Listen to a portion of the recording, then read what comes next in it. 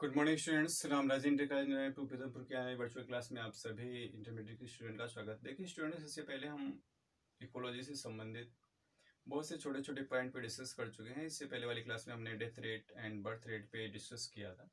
आज हम बात करने वाले हैं एज डिस्ट्रीब्यूशन की, मीन्स आयु वितरण की। तो चलिए शुरू करते हैं, आयु वितरण के बारे में जानते हैं। देखिए है एज डिस्ट्रीब्यूशन।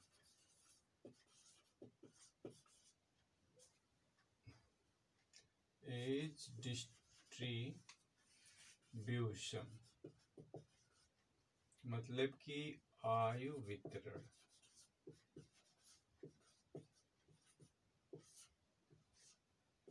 होता है क्या है, देखिए आयु वितरण के बारे में हम लोग जानते हैं।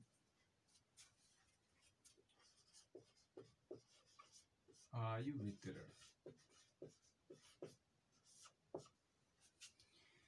किसी समष्टि में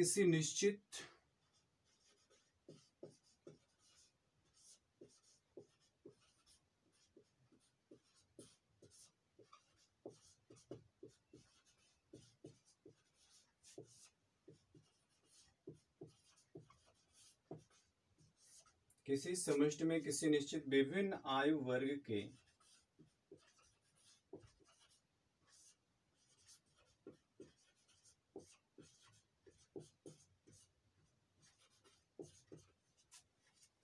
जीवों की आपेक्षिक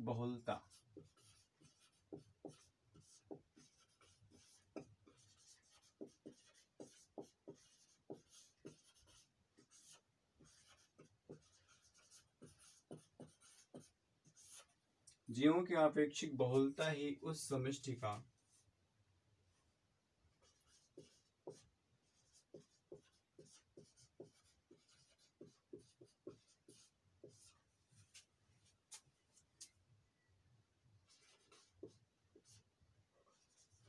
आयु वितरण कही जाती है।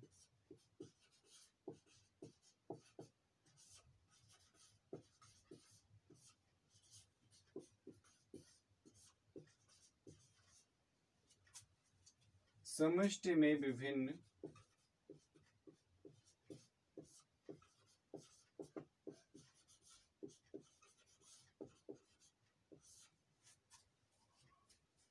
आयु वर्ग से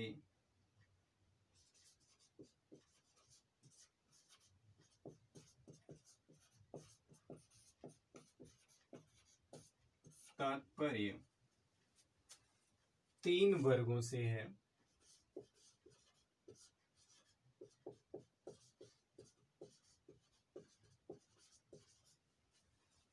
देखिए तीनों वर्ग कौन कौन से हैं।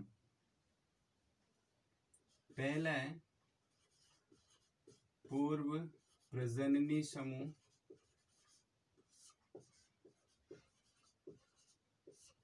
जिसे हम कहते हैं प्री रिप्रोडक्टिव एज ग्रुप, पूर्व प्रजननी आयु समूह।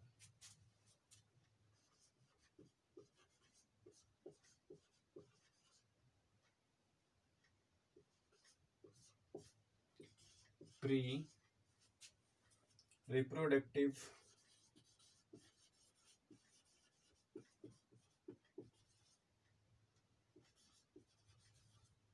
Age group. सेकेंड है जननक्षम आयु समूह,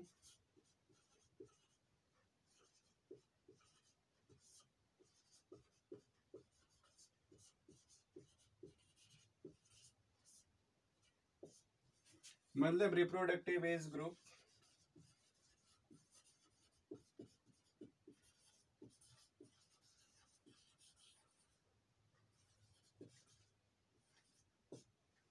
और तीसरा है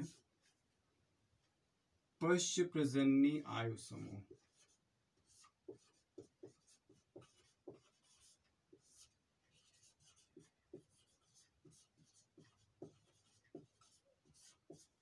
मतलब पोस्ट रिप्रोडक्टिव एज ग्रुप।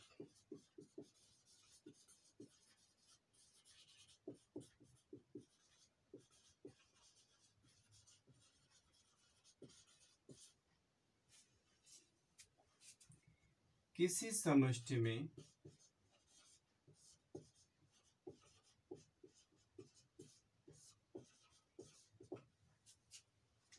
प्रत्येक आयु वर्ग के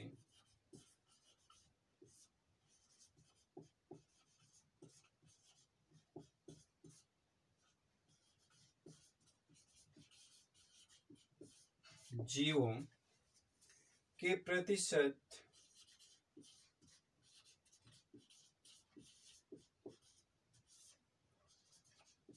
अर्थात आयु वितरण का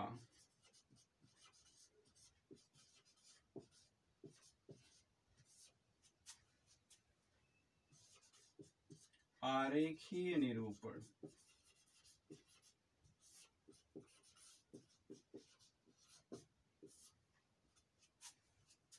आयु पिरामिड कहा जाता है।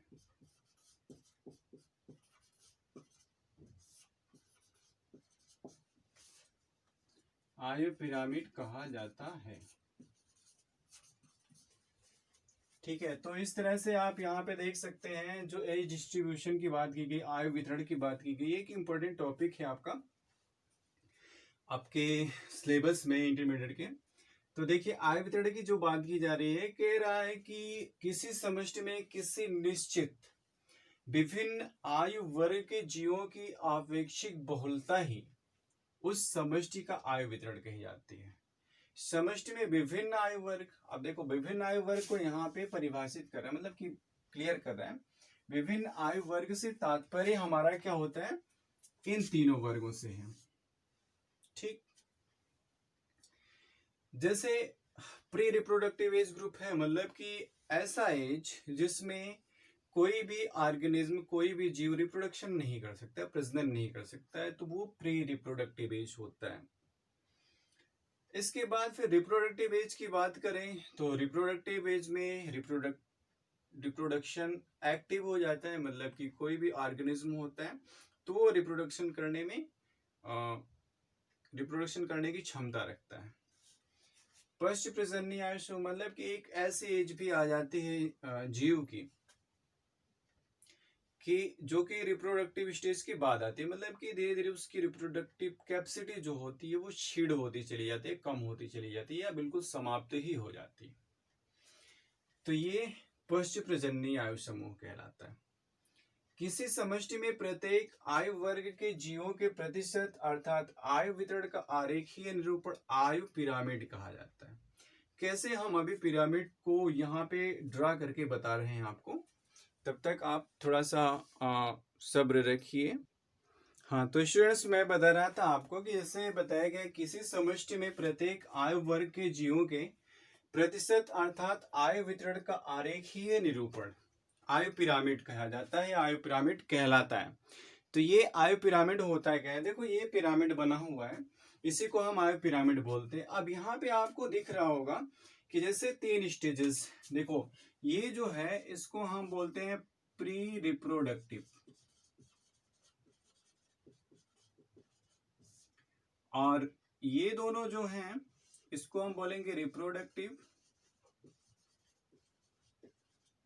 और फिर बाकी जो बच रहा है उसको हम बोलते हैं पोस्ट रिप्रोडक्टिव।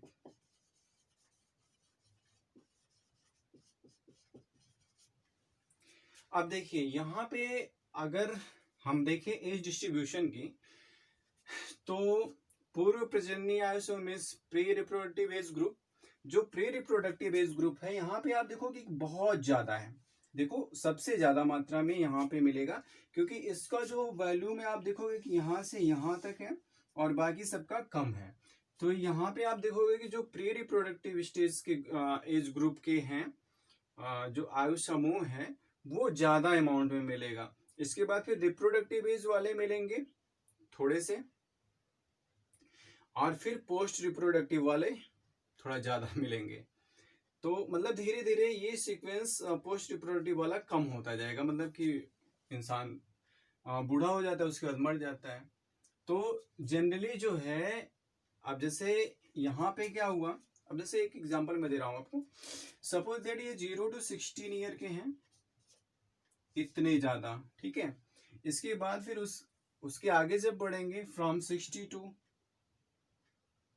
ये फ्रॉम 16 टू आपका 35, ये आपका 35 टू 50, 50 टू 60, 60 टू 70, 70 टू 85 कर देते हैं। और 85 के बाद तो आजकल नॉर्मली इंसान जिंदा ही नहीं रह पाता है, बहुत कम ही लोग जिंदा रहते हैं। तो इस तरह से ये आपका एक पिरामिड बन जाता है। अगर हम कहें कि हमारे यहाँ का जो अगर एज डिस्ट्रीब्यूशन का पिरामिड देखा जाए तो अपने यहाँ का एज डिस्ट्रीब्यूशन पिरामिड यही है। अपने यहाँ पे क्या है कि प्री रिप्रोडक्टिव स्टेज वाले ज़्यादा हैं, उसके बाद फिर रिप्रोडक्टिव स्टेज वाले हैं, उसके बाद फिर पोस्ट रिप्रोडक्टिव स्टेज वाले हैं। कुछ हैबिटाट में आपको देखने को मिलेगा कि प्री रिप्रोडक्टिव स्टेज वाले और जो रिप्रोडक्टिव स्टेज में अभी जल्दी कदम रखने वाले हैं, दोनों की संख्या सेम रहेगी। यहाँ पे आप देख रहे हो कि पूरा एकदम सेम लेंथ का है, इसीलिए दिखाया गया है। उसके बाद फिर रिप्रोडक्टिव वाले कुछ कम होंगे, उसके बाद फिर पोस्ट रिप्रोडक्टिव वालों की संख्या धीरे धीरे कम होती जाएगी।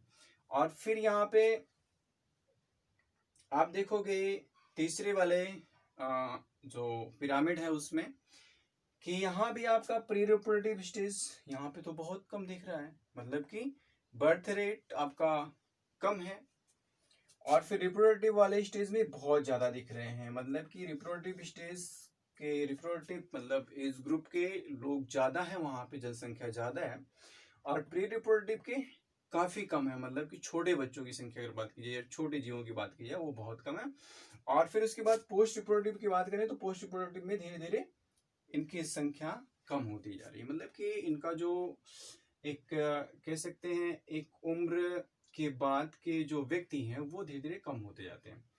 अब देखिए यहाँ पे एक्सपेंडिंग, ये तीनों जो पिरामिड है इनका अलग अलग नाम, जैसे इसका नाम है एक्सपेंडिंग। एक्सपेंडिंग मतलब विस्तार हो रहा है इसका, जैसे धीरे धीरे बढ़ रहा है। जैसे यहाँ पे क्या था कि केवल आप देखोगे कि ये एक ही खाने में है, एक ही लाइन में है, एक ही सीक्वेंस में है, एक ही पंक्ति में है प्री रिप्रोडक्टिव वाले। और रिप्रोडक्टिव वाले आप देखोगे कि 2 कवर किए हैं। और फिर पोस्ट रिप्रोडक्टिव की बात करें तो यहाँ पे 3 ग्रुप कवर किए हैं, ठीक है। तो इस तरह से इसका एक्सपेंड हो रहा है, मतलब कि विस्तार हो रहा है, तो एक्सपेंडिशन इसको कहेंगे, एक्सपेंडिंग। स्टेबल में क्या है कि स्टेबल में आप देखोगे कि यहाँ पे देखो बिल्कुल स्टेबल है, एक रिप्रोडक्टिव वाला सीक्वेंस और एक प्री रिप्रोडक्टिव वाला, दोनों आपका स्टेबल है। बाकी फिर यहाँ से एक्सपेंड होना शुरू हुआ, इसीलिए हम इसको स्टेबल बोल रहे हैं। डिक्लाइनिंग मतलब कमी आना, ठीक है। तो यहाँ पे प्री रिप्रोडक्टिव में क्या हो रहा है कि डिक्रीज हो रहा है, डिक्रीजिंग आ रही है, इसलिए हम इसको डिक्लाइनिंग बोलेंगे। इसके बाद फिर आप देखोगे कि रिप्रोडक्टिव स्टेज में जो एजिंग ग्रुप है वो बहुत ही ज़्यादा हो रहा है, और उसके बाद फिर धीरे धीरे कमी आ रही है पोस्ट रिप्रोडक्टिव में, तो इसलिए हम इसको डिक्लाइनिंग बोलेंगे। इस तरह से ये पिरामिड होते हैं। चलिए एक बार फिर से हम रिपीट कर लेते हैं, उसके बाद फिर फिनिश करते हैं। देखिए एज डिस्ट्रीब्यूशन या आय वितरण क्या है। किसी समष्टि में किसी निश्चित विभिन्न आयु वर्ग के जीवों की आपेक्षिक बहुलता ही उस समष्टि का आयु वितरण कही जाती है। यहाँ पे आप देख रहे हो कि डिफरेंट एज के लोग हैं और डिफरेंट एज के लोगों का डिस्ट्रीब्यूशन किया गया है कि ये जो है ये ग्रुप इतने एज का है, ये ग्रुप इतने एज का, ये ग्रुप इतने एज का है। तो आपेक्षिक बहुलता ही उस समष्टि का आय वितरण कही जाती है। किसी समष्टि में किसी निश्चित विभिन्न आयु वर्ग के जीवों की आपेक्षिक बहुलता है उस समष्टि का आय वितरण कही जाती है।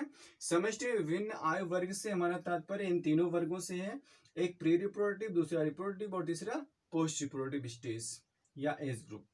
किसी समष्टि में प्रत्येक आयु वर्ग के जीवों के प्रतिशत अर्थात आयु वितरण का आरेखीय निरूपण आयु पिरामिड कहा जाता है। यही है आपका आयु पिरामिड, इसको हम बोलते हैं आयु पिरामिड।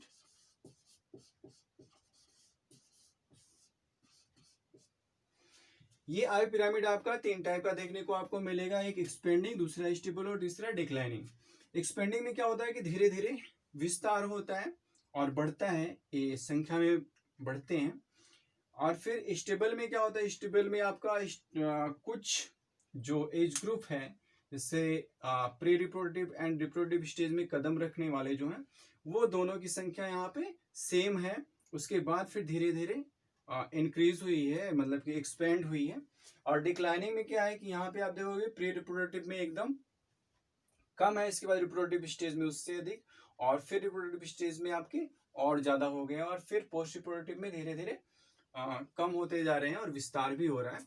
तो इस तरह से ये था आपका एज डिस्ट्रीब्यूशन, इम्पोर्टेंट है आपके एग्जाम के अकॉर्डिंग, इसलिए इसको बेहतर ढंग से समझ लीजिएगा। नहीं आता है तो पूछ लीजिएगा। बस आज के लिए इतना है। Okay students, thank you.